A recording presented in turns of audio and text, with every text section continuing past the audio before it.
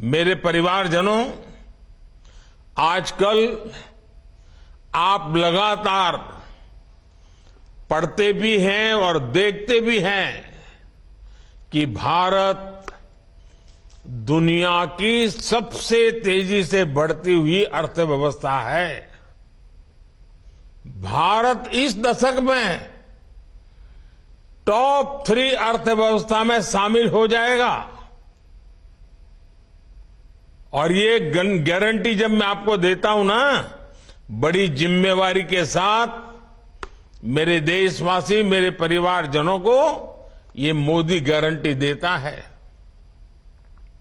लेकिन जब आप ये पढ़ते हैं तो एक सवाल आपके मन में जरूर आता होगा कि इसका देश के सामान्य नागरिक पर क्या असर होगा। और ये सवाल बहुत स्वाभाविक भी है।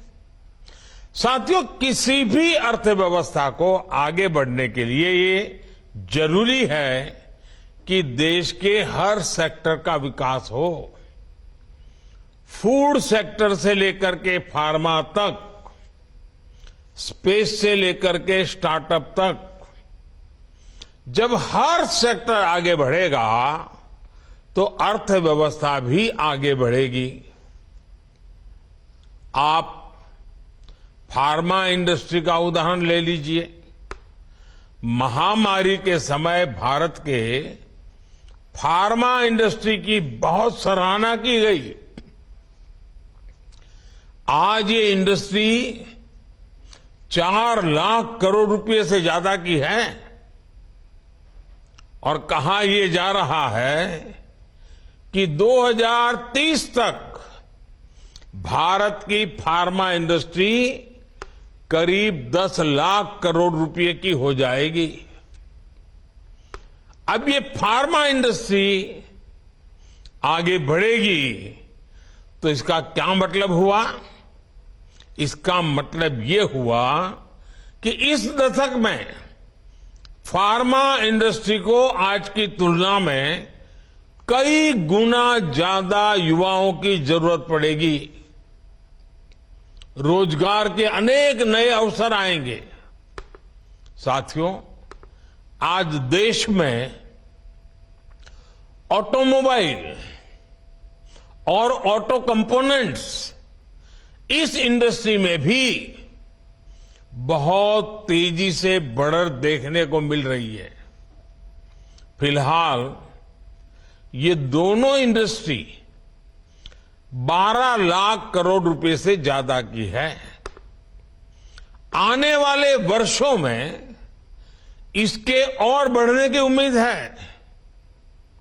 इस ग्रोथ को संभालने के लिए ऑटोमोबाइल इंडस्ट्री को भी बहुत सारे संख्या में नए युवकों की जरूरत होगी, नए लोगों की जरूरत पड़ेगी।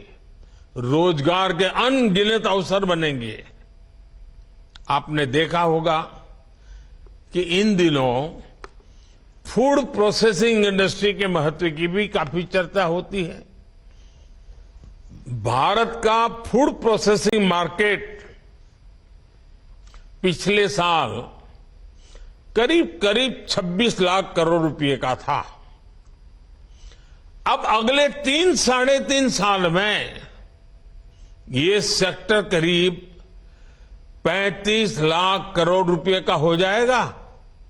यानी जितना विस्तार होगा उतने अधिक युवकों की जरूरत पड़ेगी, उतने नए रोजगार के मौके खुल जाएंगे। साथियों, भारत में आज इंफ्रास्ट्रक्चर का तेजी से विकास हो रहा है। पिछले 9 साल में केंद्र सरकार ने 30 लाख करोड़ रुपए से ज्यादा इंफ्रास्ट्रक्चर पर खर्च किए हैं। इससे देश भर में कनेक्टिविटी का विस्तार तो हो ही रहा है। इसने पर्यटन और हॉस्पिटैलिटी सेक्टर में नई संभावनाओं को जन्म दिया है और नई संभावनाओं का सीधा मतलब है कि ज्यादा से ज्यादा रोजगार के मौके बनते जा रहे हैं। साथियों,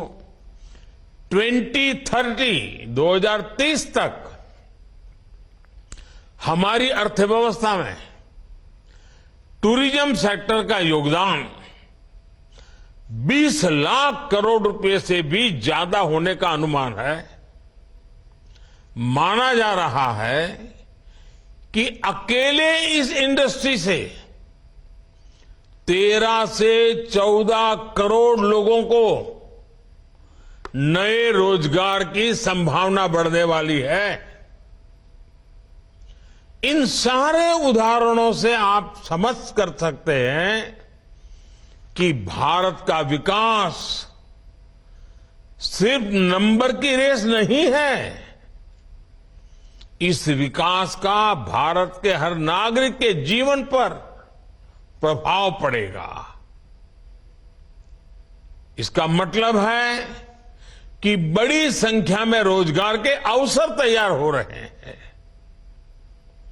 और इससे आय में बढ़ोतरी और क्वालिटी ऑफ लाइफ सुनिश्चित हो रही है। हम परिवार में भी देखते हैं ना, अगर हम किसान हैं, अच्छी फसल हुई, ज्यादा फसल हुई, अच्छे दाम मिले तो घर के अंदर कैसे रौनक आ जाती है। कपड़े नए आते हैं, बाहर जाने का मन करता है, नई चीजें खरीदने का मन करता है। घर की अगर आय बढ़ी तो घर के लोगों के जीवन में भी बदलाव आता है। जैसे परिवार में है ना, देश में भी वैसा ही है। जैसे देश की आय बढ़ती है, देश की ताकत बढ़ती है, देश में संपत्ति बढ़ती है, तो देश के नागरिकों का जीवन संपन्न बनना शुरू हो जाता है।